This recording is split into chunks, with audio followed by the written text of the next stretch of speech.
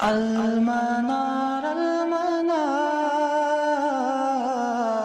المنار المنار المنار المنار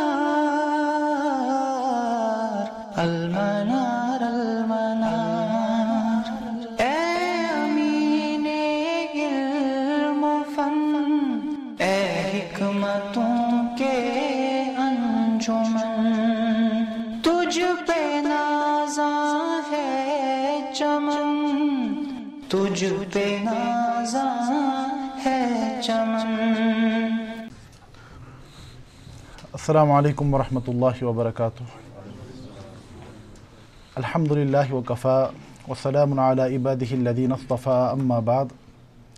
قال اللہ تعالی فی القرآن المجید کما ورد فی سورة البقرہ فاعوذ باللہ من الشیطان الرجیم بسم اللہ الرحمن الرحیم.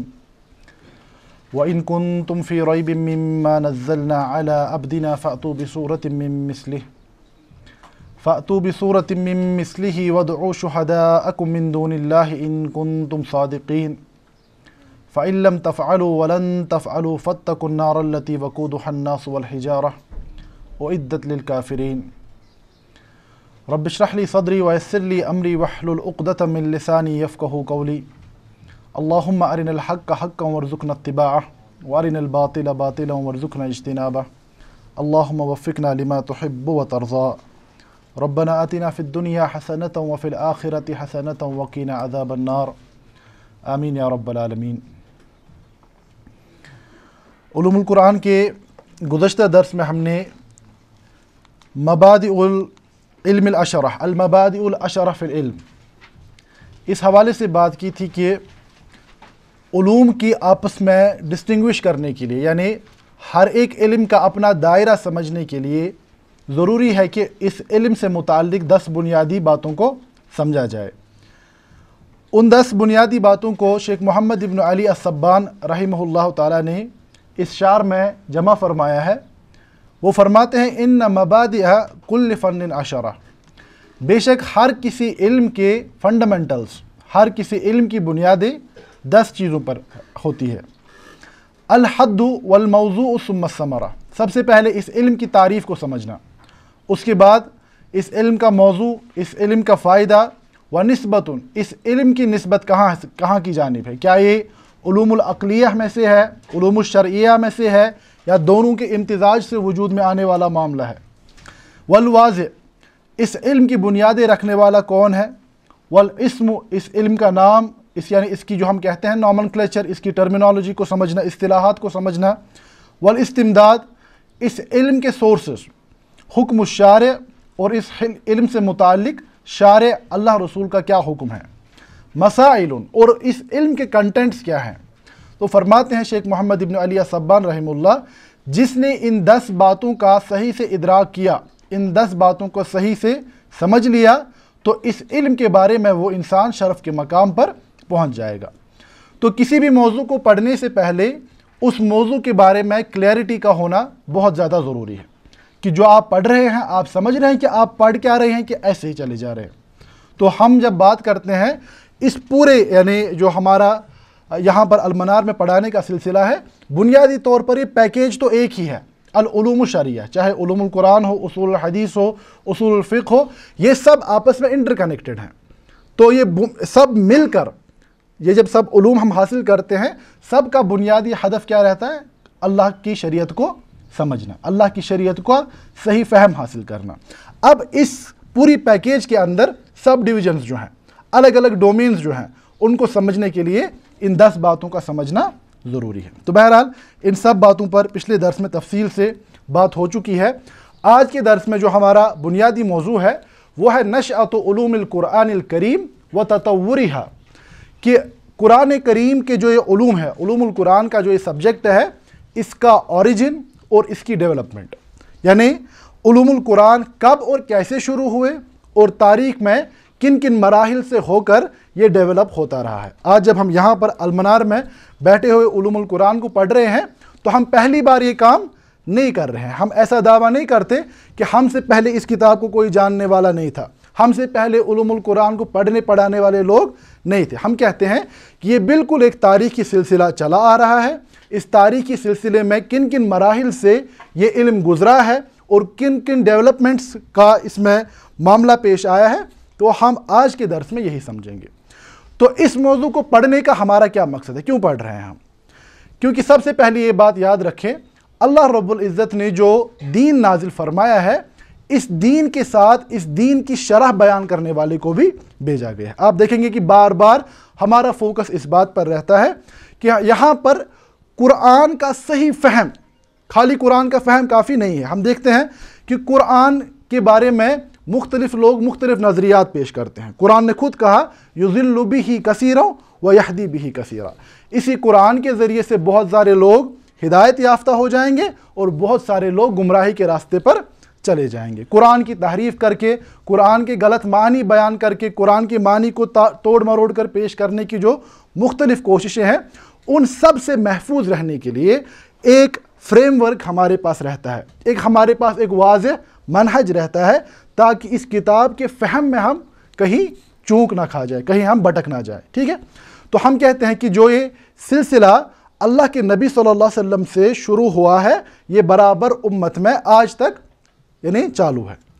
اب اس زمانے میں بھی جدید تقاضے تو سامنے آ سکتے ہیں، جدید تقاضوں کے مطابق آپ کو علوم القرآن کے ڈومین میں رہ کر مختلف سوالات کے جوابات اپنے زمانے کے مطابق دینے پڑیں گے، لیکن یاد رہے جس دن آپ کا فہم اسلاف کے فہم سے کٹ گیا، جس دن آپ کا فہم اسلاف کے فہم سے متصادم قرار پایا، اس دن یاد رکھیں کہ یہ فہم بالکل باطل اور یہ فہم گمراہی کے راستے کھولنے والا ہے۔ اسی لیے ہم جب بات کرتے ہیں کہ ایک علوم القرآن آج کوئی نئی چیز پیدا ہونے والی نہیں، ہاں ڈیولپمنٹس ہوئی، دیکھیں تطور کی ہم بات کر رہے ہیں، ڈیولپمنٹس ہوئی، ڈیولپمنٹ کیا ہوئی اس کا ہم انشاءاللہ جائزہ لیں گے، لیکن کہ پہلی بار کوئی علم یہ کہا جائے کہ 14 صدیوں سے کسی کو کچھ پتہ نہیں تھا، 14 صدیوں میں امت سوئی ہوئی تھی، اب 14 صدیوں کے بعد کوئی شخص پیدا ہو گیا تو وہ ایک نیا علم آپ کے سامنے پیش کر رہا ہے، تو ہم کہتے ہیں کہ یہ بنیادی طور پر گمراہی کا بڑا دروازہ ہے۔ تو بہرحال علوم القرآن کے اوریجنز کیا ہیں، یہ ڈیولپ کیسے ہوا، اس کو ہم 4 حصوں میں تقسیم کریں گے۔ ایک کہ اللہ کے نبی صلی اللہ علیہ وسلم کے زمانے میں علوم القرآن کی کیا نوعیت تھی، اس کے بعد صحابہ کے دور میں علوم القرآن کی کیا نوعیت تھی، اس کے بعد تابعین کے دور میں علوم القرآن کی کیا نوعیت تھی، اس کے بعد اب تک علوم القرآن کن کن مراحل سے گزرا ہے، اس کا ہم جائزہ لیں گے۔ سب سے پہلی بات، جیسے میں نے پچھلے درس میں بھی عرض کیا تھا کہ اللہ تعالیٰ نے سورۃ القیامہ میں فرمایا ان علینا جمعہ و قرآن، بے شک ہمارے ذمے ہے کہ اے اللہ کے نبی صلی اللہ علیہ وسلم ہم آپ کو یہ قرآن پڑھائیں گے اور اس کو محفوظ بھی کریں گے آپ کے قلب مبارک میں۔ فَإِذَا قَرَأْنَاهُ فَاتَّبِعْ قُرْآنَهُ ثُمَّ إِنَّ عَلَيْنَا بَيَانَهُ، اس کے بعد ہمارے ذمے ہے کہ ہم اس قرآن کی معانی آپ کو کھول کھول کر بیان کر دیں گے۔ دوبارہ سے یہ بات کہ اللہ کے نبی صلی اللہ علیہ وسلم ڈاکیا نہیں تھے، وہ اللہ کی طرف سے ڈاک لے کر ہمارے پاس نہیں آئے تھے کہ ڈاک حوالے کر دیا اور خود چلے گئے، نہیں، یہ کتاب لے کر وہ آئے، اس کتاب کو سمجھایا، اس کتاب پر عمل کر کے دکھایا، اس کتاب کی بنیاد پر ایک مکمل تہذیب کو قائم کر کے دکھایا، ٹھیک ہے؟ تو ہم کہتے ہیں کہ اللہ کے نبی صلی اللہ علیہ وسلم قرآن کے الفاظ کے ساتھ ساتھ قرآن کے معانی کی بھی تعلیم دینے والے تھے۔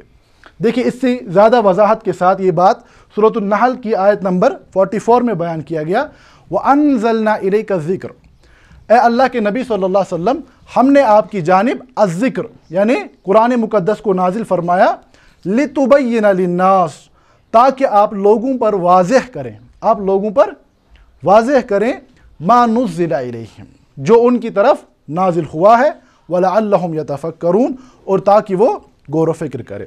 ہم یہاں پر کیا بات سمجھ رہے ہیں کہ اللہ کے نبی صلی اللہ علیہ وسلم کا فرض منصبی تھا قرآن کے الفاظ کے ساتھ ساتھ قرآن کے معانی کو سمجھانا، ٹھیک ہے؟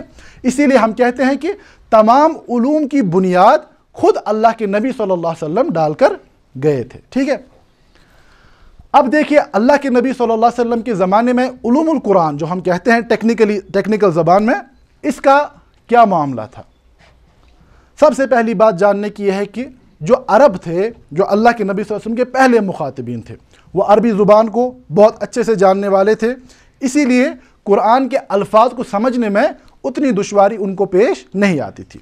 جن حالات میں قرآن نازل ہو رہا تھا وہ ان حالات کو جی رہے تھے، اسی لیے کانٹیکسٹ کا مسئلہ بھی ان کے پاس نہیں تھا۔ وہ دیکھ رہے تھے کن حالات میں قرآن کی آیت نازل ہوئی اور اس کا اطلاق، یعنی یہ قرآن کی آیت کس مسئلے کو حل کرنے کے لیے نازل ہوئی ہے۔ ٹھیک ہے، تو ہم کہتے ہیں کہ ایک تو معاملہ یہ تھا کہ صحابہ یا قرآن کے پہلے مخاطبین عربی زبان کو سمجھنے والے، یعنی چوٹی کے مقام پر سمجھنے والے لوگ تھے۔ دوسرا کہ وہ اس زمانے میں جی رہے تھے، وہ قرآن جن حالات میں نازل ہو رہا تھا اس واقعے کا وہ حصہ تھے۔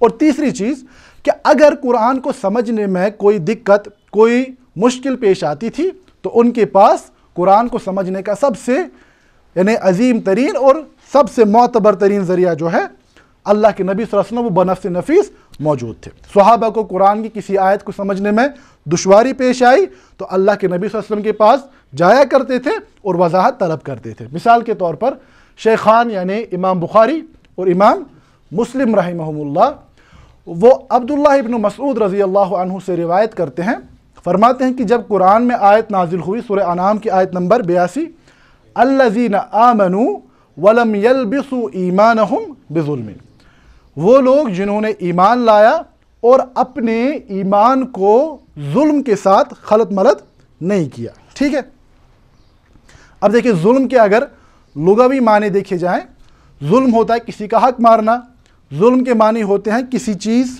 کو ناجائز تصرف کسی چیز میں کرنا، یعنی یہ بہت ایک وسیع اصطلاح ہے۔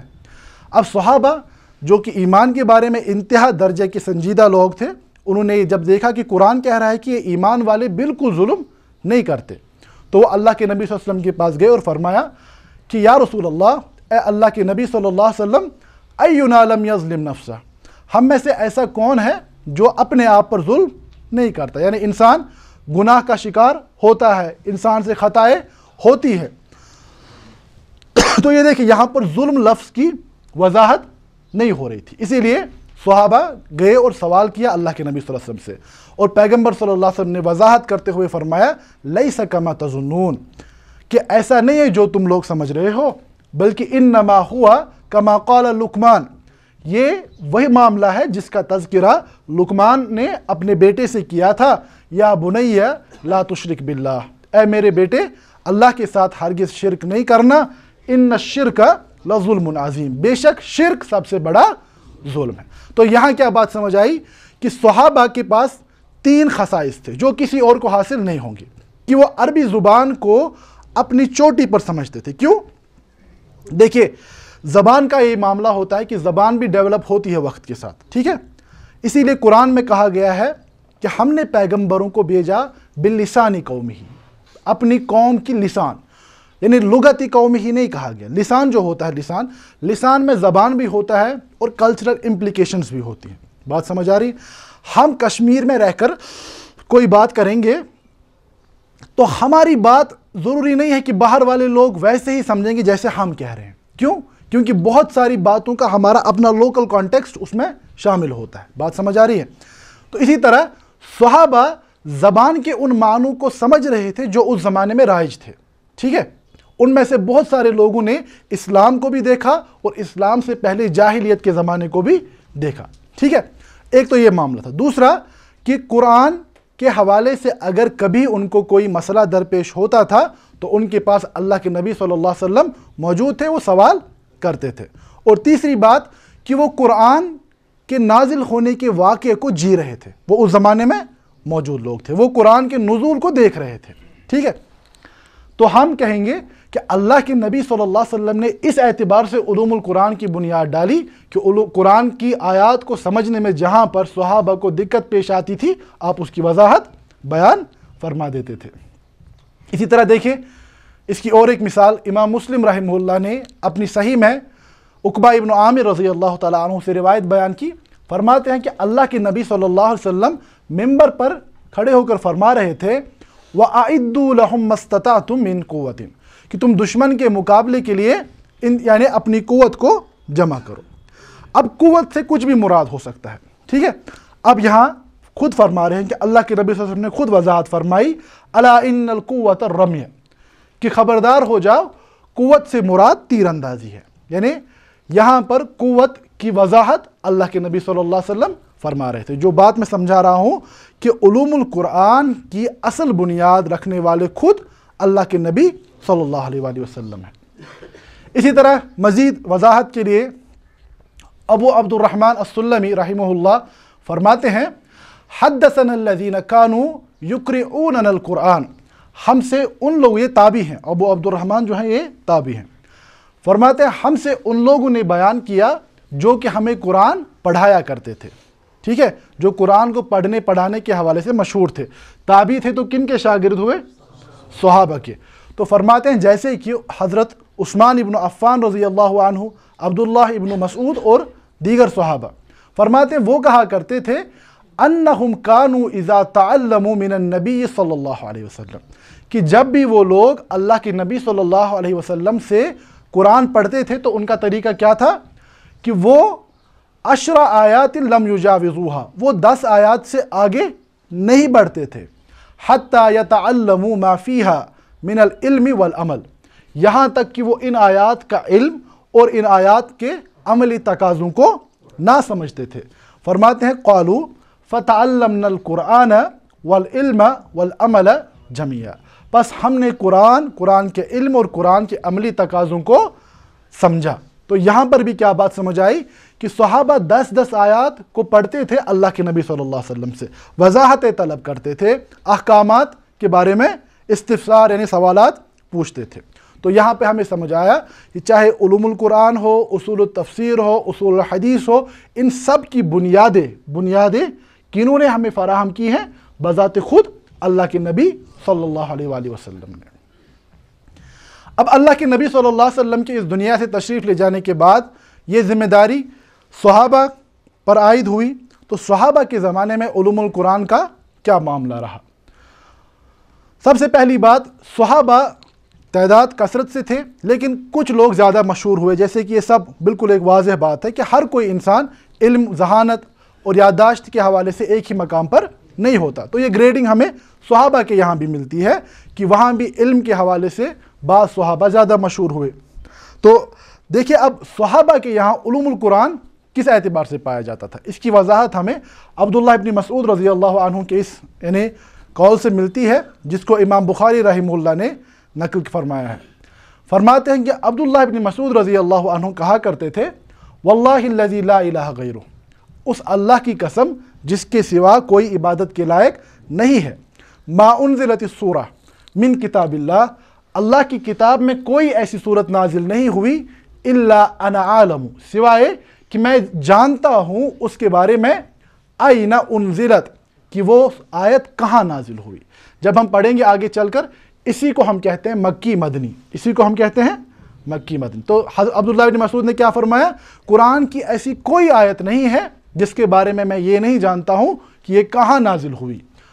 ولا انزلت آیت من کتاب اللہ، اور اللہ کی کتاب میں ایسی کوئی آیت نازل نہیں ہوئی الا انا عالم فیما انزلت، سوائے کہ میں جانتا ہوں کہ وہ کس کے بارے میں نازل ہوئی. اسی کو آگے چل کر ہم کہیں گے اسباب النزول، اس قرآن کی آیت کے نازل ہونے کی وجہ کیا تھی.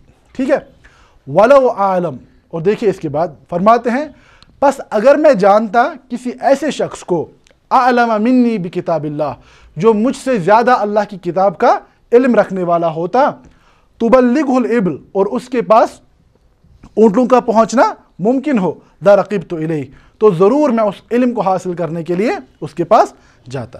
تو ہم دیکھتے ہیں کہ صحابہ جانتے تھے اسباب النزول کیا ہے، صحابہ جانتے تھے آیت مکی ہے یا مدنی ہے، آیت سے احکام کا استنباط کیسے ہوگا، صحابہ جانتے تھے. ٹھیک ہے، ایسا ہی ایک اور ارشاد امام سیوطی رحمہ اللہ نے اپنی اتقان میں بیان فرمایا ہے، اور سیدنا علی ابن ابی طالب رضی اللہ عنہ کے بارے میں فرماتے ہیں وہو علی المنبر، وہ فرما رہے تھے اس حال میں کہ وہ ممبر پر تھے، سلونی، اے میرے ساتھیوں پوچھو مجھ سے، فواللہ لا تسألونی عن شیء الا اخبرتکم، بس اللہ کی قسم تم جو بھی چیز مجھ سے پوچھو گے میں تمہیں اس کا جواب دوں گا. وسلونی عن کتاب اللہ، اور مجھے اللہ کی کتاب کے بارے میں پوچھو. فواللہ، پس اللہ کی قسم، ما من آیت الا وانا عالم، اللہ کی کتاب میں ایسی کوئی آیت نہیں ہے سوائے کہ میں اس کے بارے میں جانتا ہوں.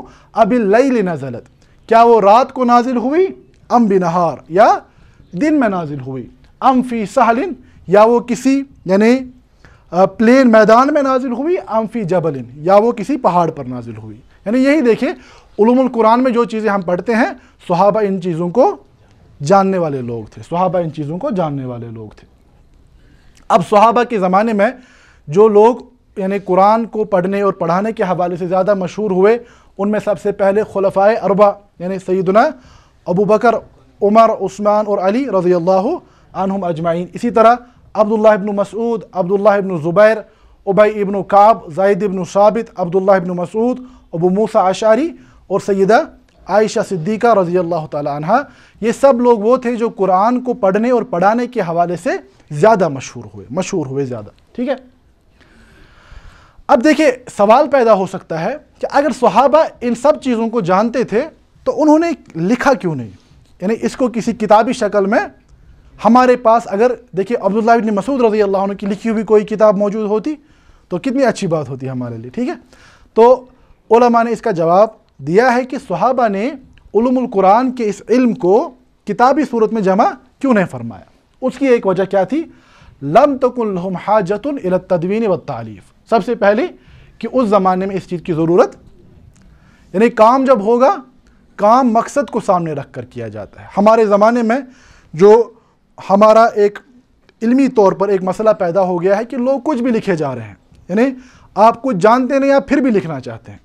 لکھنے سے پہلے آپ کو اپنی صلاحیتوں کا جائزہ لینا چاہیے اور اس کے بعد آپ کے کام کی معنویت کو سمجھنا چاہیے. آپ جو کام کر رہے ہیں اس کام کی ضرورت ہے بھی کہ آپ بس ایسے ہی یعنی کاغذ اور سیاہی کو ضائع کر رہے ہیں. ٹھیک ہے، سب سے پہلی بات جیسے میں نے عرض کیا کہ صحابہ اللہ کے نبی صلی اللہ علیہ وسلم کے براہ راست شاگرد تھے. دوسری بات کہ اس زمانے کو وہ جی رہے تھے، اسی لیے اس وقت ایسی کوئی حاجت پیش نہیں آ رہی تھی. دوسرا ان اغلب صحابہ کی جو اکثریت تھی کانا امیا، وہ امی تھے. لا یعرف القراءۃ ولا الکتابہ، وہ پڑھنا لکھنا البتہ یاد کے حوالے سے یہ ایک یعنی بالکل بے نظیر جماعت تھی، یعنی یاداشت انتہا درجے کی. بہرحال تیسری جو وجہ تھی ان ادوات الکتابتی لم تکن متوافرۃ عندہم، کہ لکھنے کے جو اسباب تھے یعنی جو سامان چاہیے لکھنے کے لیے، کاغذ چاہیے اور باقی چیزیں چاہیے، وہ وافر مقدار میں موجود نہیں تھی اس زمانے میں. اور آخری بڑی بات جو تھی کہ اللہ کے نبی صلی اللہ علیہ وسلم نے قرآن کے علاوہ کسی اور چیز کو لکھنے سے منع فرمایا تھا. جیسے کہ امام مسلم رحمہ اللہ نے اپنی صحیح میں بیان فرمایا لا تکتبوا عنی، کہ اللہ کے نبی صلی اللہ علیہ وسلم نے فرمایا کہ تم یعنی مجھ سے منقول کوئی بات مت لکھو. ومن کتب عنی غیر القرآن، اور جس نے قرآن کے علاوہ کسی اور چیز کو لکھا ہے فلیمحو، تو وہ اس کو ہٹا دے. اب اس کی کیا وجہ تھی، اس کے کیوں منع فرمایا تھا اللہ کے نبی صلی اللہ علیہ وسلم نے، تو یہ الگ ایک تفصیلی یعنی بات ہے. تو بنیادی طور پر ایک اہم مسئلہ اس زمانے میں قرآن کے لکھے جانے کا مسئلہ تھا. جب ہم انشاءاللہ آگے جمع قرآن کی بات کریں گے تو اس وقت انشاءاللہ یہ بات تفصیل سے آئے گی. اب صحابہ کے زمانے میں جو کچھ اہم کام علوم القرآن کے حوالے سے ہوئے، سب سے پہلی بات قرآن کو ایک کتابی صورت میں جمع کیا گیا. اللہ کے نبی صلی اللہ علیہ وسلم کے زمانے میں قرآن لکھا ہوا موجود تھا لیکن ایک کتاب کی صورت میں، مصحف کی صورت میں نہیں تھا. تو یہ پہلی بار یہ کام سیدنا ابو بکر صدیق رضی اللہ عنہ کے زمانے میں ہوا. ٹھیک ہے، تو اب قرآن کو کیسے لکھا جائے، اس کی میتھڈالوجی، اس کا منہج، تو وہ منہج اس کی بنیادیں رکھنے والے سیدنا صدیق اکبر رضی اللہ تعالیٰ عنہ تھے. ٹھیک ہے، اب وہ قرآن کیسے لکھا گیا، کس نے لکھا، کب لکھا، تو وہ آگے چل کر مفصل ایک باب علیحدہ سے انشاءاللہ آئے گا اس میں. ٹھیک ہے، دوسری علوم القرآن کے حوالے سے جو اہم پیش رفت ہوئی وہ سیدنا عثمان رضی اللہ عنہ کے زمانے میں ہوئی، مختلف وجوہات کی بنیاد پر، جن وجوہات کا تذکرہ بھی آگے چل کر تفصیل سے آئے گا. مختلف وجوہات کی بنیاد پر حضرت عثمان کے زمانے میں یہ تقاضا سامنے آیا کہ قرآن کے لیے ایک سٹنڈارڈ لکھنے کا طریقہ مقرر. ٹھیک ہے، جو ہم آج قرآن لکھتے ہیں یہ آج سے برابر سیدنا عثمان کے زمانے تک لکھنے کا ایک ہی طریقہ ہے، ٹھیک ہے۔ اس کو ہم اصطلاحی طور پر رسم عثمانی کہتے ہیں۔ اب رسم عثمانی کی تفصیلات کیسے لکھا گیا، کیوں لکھا گیا، وہ تفصیل سے آئے گا انشاءاللہ، ٹھیک ہے۔ ابھی میں خالی آپ کو ایک اوور ویو دے رہا ہوں کہ یہ علم کن کن مراحل سے ہو کر گزرا ہے۔ تو ہم کہیں گے علوم القرآن کا جو ایک اہم علم ہے، یعنی رسم القرآن، قرآن کو لکھنے کا طریقہ، اس کی بنیاد رکھنے والے کون تھے؟ سیدنا عثمان ابن عفان رضی اللہ تعالیٰ عنہ۔ اسی طرح سیدنا علی کے زمانے میں رضی اللہ عنہ، حضرت علی کے حکم پر ابو الاسود الدولی، انہوں نے قواعد النحو یعنی نحو کے قاعدوں کو جمع فرمایا تاکہ قرآن کے پڑھنے میں کوئی خطائیں نہ ہو۔ تو ہم کہیں گے علم اعراب القرآن، اعراب القرآن کے حوالے سے بعد میں مستقل تفسیریں لکھی گئی ہیں۔ ہمارے پاس محی الدین درویش رحمہ اللہ کی کتاب آج تک موجود، تقریباً 8 جلدوں میں صرف قرآن کے اعراب سے متعلق بات ہوتی ہے، ٹھیک ہے۔ اب اس اعراب کے علم کو یعنی شروعات میں اس کی بنیادیں رکھنے والے سیدنا علی کے حکم پر رضی اللہ عنہ کس نے کام کیا تھا؟ ابو الاسود الدولی نے، ٹھیک ہے۔ تو اس کے بعد ہم دیکھتے ہیں تابعین کے زمانے میں، حالانکہ صحابہ تو موجود تھے لیکن ہم کہیں گے کہ اب صحابہ دنیا سے رخصت ہو رہے تھے، اب تابعین کا زمانہ آنے والا تھا۔ اللہ کے نبی صلی اللہ علیہ وسلم کی دنیا سے تشریف لینے کے بعد صحابہ نے دعوت دین کی تقاضوں کے حوالے سے مختلف علاقوں میں ہجرت فرمائی تھی اور وہاں پر دعوت و تبلیغ کا کام شروع کیا تھا۔ تو ہم دیکھتے ہیں کہ اسلامی یعنی دنیا کے الگ الگ حصوں میں مختلف صحابہ نے پڑھانے لکھانے کا کام شروع کیا، اور اس زمانے میں جو اہم ترین مراکز مسلم دنیا کے تھے ان میں مکہ تھا، ان میں مدینہ طیبہ تھا، ان میں کوفہ تھا، اس میں شام تھا، اس میں بصرہ تھا۔ یہ 5 مراکز اہم ترین مراکز تھے، اور ان 5 میں سے 3 مراکز کو علم پڑھنے اور پڑھانے کے حوالے سے زیادہ شہرت حاصل ہوئی۔ ایک ہم کہتے ہیں کہ ایک تو تھا مکہ، دوسرا مدینہ، اور تیسرا کوفہ۔ مکۃ المکرمہ میں سیدنا عبداللہ ابن عباس رضی اللہ تعالی عنہما، ان کے بارے میں امام احمد اور امام نسائی رحمہ اللہ نے، امام احمد نے اپنی مسند میں روایت بیان کی کہ آپ کے بارے میں اللہ کے نبی صلی اللہ علیہ وسلم نے دعا فرمائی تھی، اللہم فقہہ فی الدین وعلمہ التاویل، اے اللہ عبداللہ ابن عباس کو دین کی سمجھ اور قرآن کی تفسیر کا علم عطا فرمائیے، ٹھیک ہے۔ اب عبداللہ ابن عباس رضی اللہ عنہ نے اپنا مرکز کس جگہ کو بنایا تھا؟ مکۃ المکرمہ۔ وہاں آپ نے قرآن پڑھایا، علوم القرآن کو پڑھایا، اور آپ سے اس علم کو اخذ کرنے والے لوگوں میں سے جو سب سے زیادہ مشہور ہوئے ان میں سے آپ کے شاگرد سید التابعین سیدنا سعید ابن جبیر رحمہ اللہ، اسی طرح امام مجاہد ابن جبر، امام اکرمہ، امام طاؤس اور امام عطاء ابن ابی رباح۔ دیکھیے ان میں سے ہر ایک انسان اتنا عظیم انسان ہے کہ ہر ایک پر بات کرنے کے لیے الگ کلاس چاہیے۔ اب یہاں پر ہمارا معاملہ یہ ہے کہ ہم اختصار کے ساتھ چیزوں کو بیان کریں گے انشاءاللہ، باقی آپ کتابوں میں تفصیلات دیکھ سکتے ہیں، ٹھیک ہے۔ تو ہم نے کیا کہا؟ اللہ کے نبی صلی اللہ علیہ وسلم کے بعد صحابہ کے اور تابعین کے زمانے میں مکہ یعنی اسلامی علوم کے ایک اہم مرکز کے طور پر ابھرا، اور اس مرکز کے بنیاد رکھنے والے کون تھے؟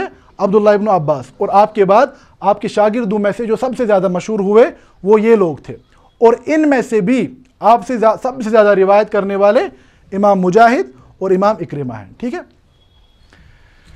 اسی طرح مدینہ طیبہ میں جو قرآن کو پڑھنے پڑھانے کا معاملہ تھا، اس مدرسے کی بنیاد رکھنے والے کون تھے؟ حضرت ابی ابن کعب رضی اللہ تعالی عنہ۔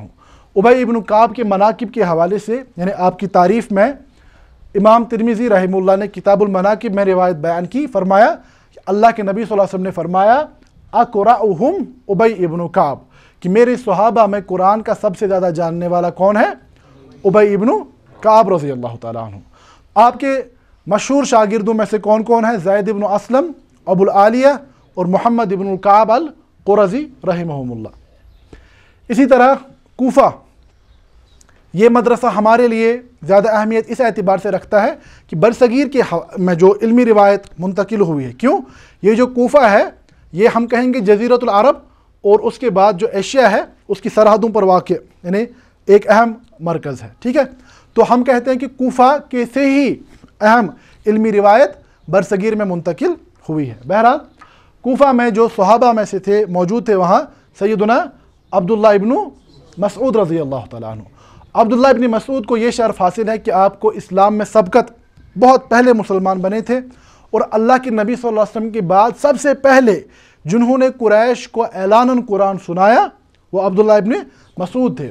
اور آپ کی تعریف میں سنن ابن ماجہ میں روایت موجود ہے کہ اللہ کے نبی صلی اللہ علیہ وسلم نے فرمایا من احب ان یقرأ القرآن غضا کما انزل فلیقرأہ علی قراءۃ ابن ام عبد، جو قرآن کو ویسے ہی تر و تازہ سننا چاہتا ہے جیسا کہ مجھ پر نازل ہوتا ہے تو وہ عبداللہ ابن مسعود کی قرات کو سنے۔ ٹھیک ہے، عبداللہ ابن مسعود رضی اللہ تعالیٰ عنہ۔ آپ کے مشہور شاگردوں میں سے امام علقمہ ابن قیس، مسروق ابن العجدہ، قتادہ ابن دعامہ، عمرو ابن شراحبیل اور ابو عبد الرحمن السلمی رحمہم اللہ۔ تو یہ تابعین اور صحابہ کے زمانے میں اہم مراکز بنے۔ تو دیکھیں اس زمانے تک کیا ہوا، اورل ٹریڈیشن کا سلسلہ زیادہ تھا، لکھنے کے معاملات کم تھے، اور اس کے بعد ہم کہتے ہیں کہ دوسری صدی ہجری سے، یعنی جب اللہ کے نبی صلی اللہ علیہ وسلم کی بعد ہجرت کا دوسرا یعنی 100 سال مکمل ہونے کے بعد اب تالیف کا سلسلہ شروع ہوا۔ دوسری صدی ہجری میں کچھ اہم کام جو ہوئے، میں نے سارے کاموں کا تذکرہ کرنا تو ممکن نہیں ہے، کچھ اہم کاموں کا تذکرہ کیا ہے۔ امام حسن بصری رحمہ اللہ سے یعنی ان کے متعلق یہ بات کتابوں میں موجود ہے کہ آپ نے القراءت کے موضوع پر ایک کتاب لکھی تھی۔ اسی طرح امام عطا ابن ابی رباح نے غریب القرآن، غریب کسے کہتے ہیں یعنی سٹرینج، عربی لغت میں سٹرینج کے اجنبی کے لیے استعمال ہوتا ہے، یعنی قرآن کے وہ الفاظ جو کہ عام یعنی نہیں تھے، اب ان الفاظ کو کیوں استعمال کیا گیا، قرآن کی اس کی کیا اہمیت ہے، وہ الگ موضوع ہے۔ اس پر امام ابن قتیبہ رحمہ اللہ کی الگ تصنیفی موجود ہے۔ بہرحال عطا ابن ابی رباح نے غریب القرآن کے حوالے سے کتاب لکھی، اسی طرح امام قتادہ نے الناسخ والمنسوخ کے موضوع پر کتاب لکھی۔ تیسری صدی ہجری میں ابو عبید قاسم ابن السلام رحمہم اللہ، انہوں نے الناسخ والمنسوخ، اسی طرح امام بخاری کے استاد امام علی ابن المدینی رحمہ اللہ، آپ نے اسباب النزول کے موضوع پر، دیکھیں یہاں پر کیا ہو رہا ہے، ابھی بھی علوم القرآن ایک مکمل فن، علوم القرآن کی کسی ایک موضوع پر کتاب لکھی جا رہی ہے، علوم القرآن کی کسی ایک ڈومین پر کتاب لکھی جا رہی ہے، ٹھیک ہے، تو اس کو ہم کہتے ہیں ڈیولپمنٹ۔ بات سمجھ آ رہی ہے؟ ہم نے پہلے بات کی اوریجنز پر، ٹھیک ہے، اوریجن کہاں پہ ہے؟ اللہ کے نبی صلی اللہ علیہ وسلم پر۔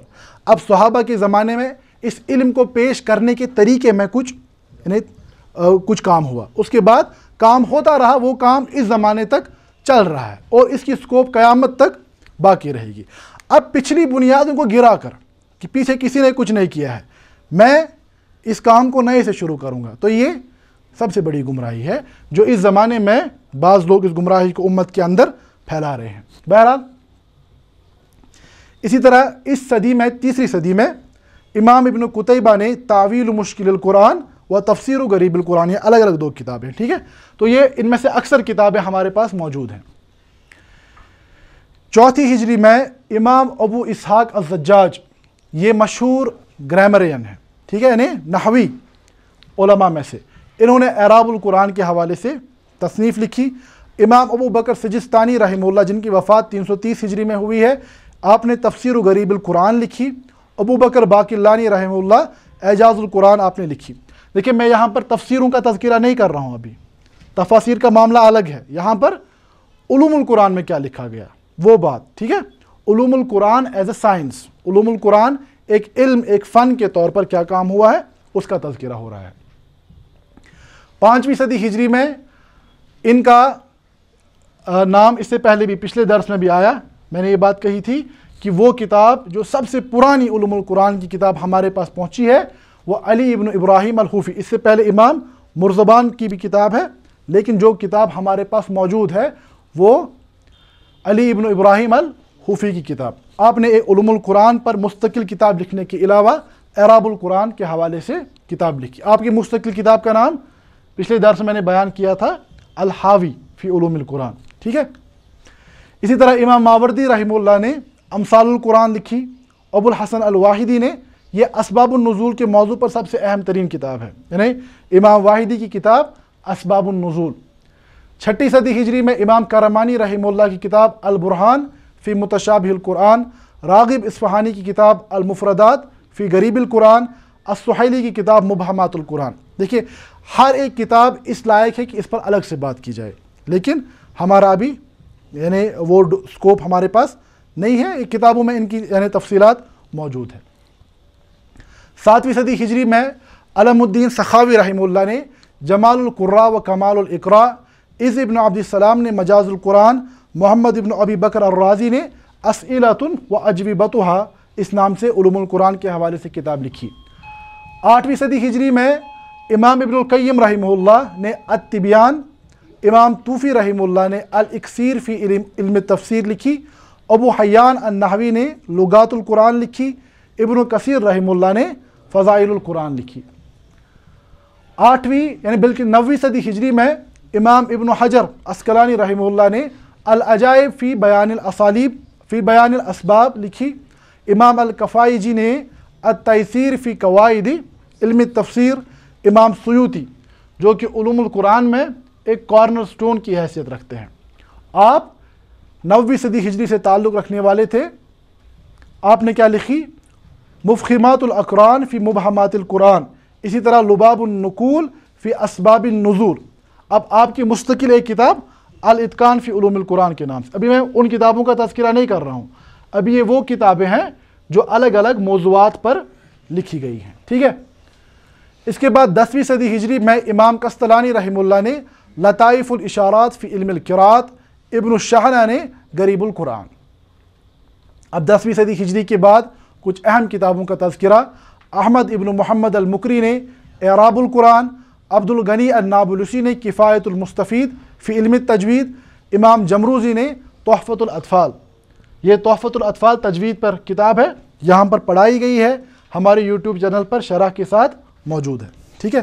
اسی طرح محمد ابن عبد الوہاب رحمہ اللہ نے فضائل القرآن، امام دمیاطی نے رسالۃ فی مبادئ تفسیر، مصطفیٰ صادق الرافعی جو کہ مصر کے عالم تھے، آپ نے اعجاز القرآن والبلاغۃ النبویہ کے موضوع پر کتاب لکھی، محمد عبداللہ الدراز آپ نے النبأ العظیم، اسی طرح سید قطب نے التصویر الفنی فی القرآن اور مشاہد القیامہ فی القرآن، محمد حسین الذہبی نے التفسیر والمفسرون۔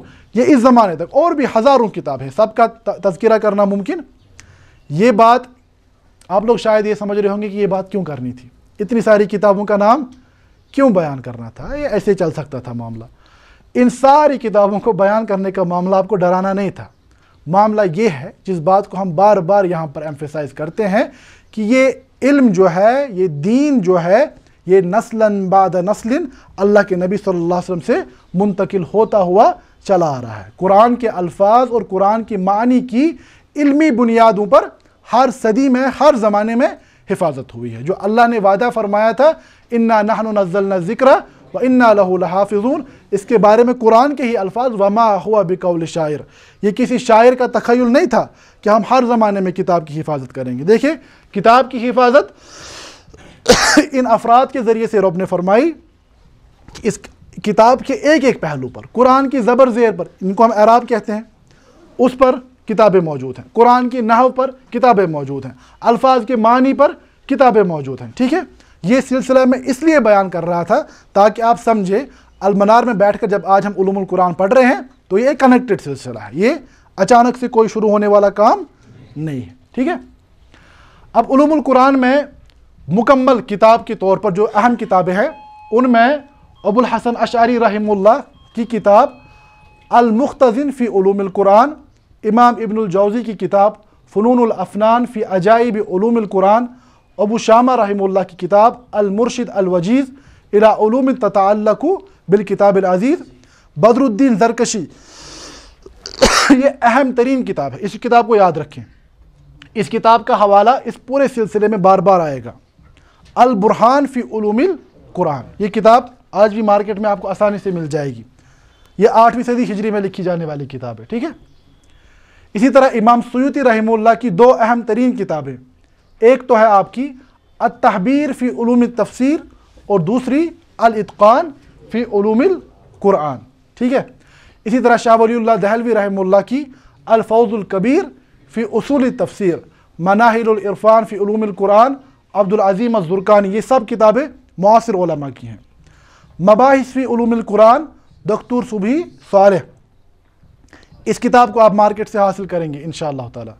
यानी जिस किताब, ये जो है मबाहिस फ़ी उलूमिल कुरान, शेख मन्नाल क़त्तान रहमहुल्लाह, इनकी किताब को आप हासिल करने की कोशिश करेंगे। इसी तरह इमाम सुयूती की अल-इत्क़ान को, और उसके अलावा इस ज़माने के उसलूब के मुताबिक, यानी जदीद उसलूब में जो अहम तरीन किताब है वो दिरासातुन फ़ी उलूमिल कुरान, जिसके मुअल्लिफ़ डॉक्टर फ़हद अर-रूमी, ये आपको इंटरनेट पर आसानी से मिल जाएगी। इसको भी आप डाउनलोड कर लें, अपने पास मौजूद रखें। ठीक है, तो ये सारा सिलसिला चला आ रहा है। अब आखिरी बात जो है, कश्मीर में हम जो है यहाँ पर हमारे पास भी कुरान और उलूमुल कुरान का मामला मौजूद है। तो ये सिलसिला कश्मीर कैसे मुंतकिल हुआ, और यहाँ पर कश्मीर में कुरान और उलूमुल कुरान के हवाले से कोई काम हुआ है कि नहीं। अगर आपसे पूछा जाए, अक्सर लोग शायद मीरवाइज़ यूसुफ साहब के अलावा किसी और किताब के बारे में शायद जानते भी नहीं होंगे, लेकिन मैं आपसे इंशाअल्लाह ताला शेयर करूँगा आपके साथ तकरीबन 30 के आसपास किताबें कुरान और उलूमुल कुरान के हवाले से कश्मीरी उलमा ने लिखी हैं, अरबी में, फ़ारसी में और कश्मीरी ज़ुबान में। और इतनी शानदार किताबें हैं जिनका तज़किरा भी हमारी कौम ने करना छोड़ दिया। मुकम्मल तफसीर अरबी ज़ुबान में मौजूद है, अरबी ज़ुबान में कश्मीरी उलमा ने मुकम्मल तफसीरें लिखी हैं। अब कश्मीर में कुरान और उलूमुल कुरान के हवाले से क्या काम हुआ, और हमारी जो नज़्म है अन-नज़्मुल हबीर, इसका मुफस्सल तज़किरा और मतन का आगाज़ इंशाअल्लाह हम अगले दर्स में करेंगे।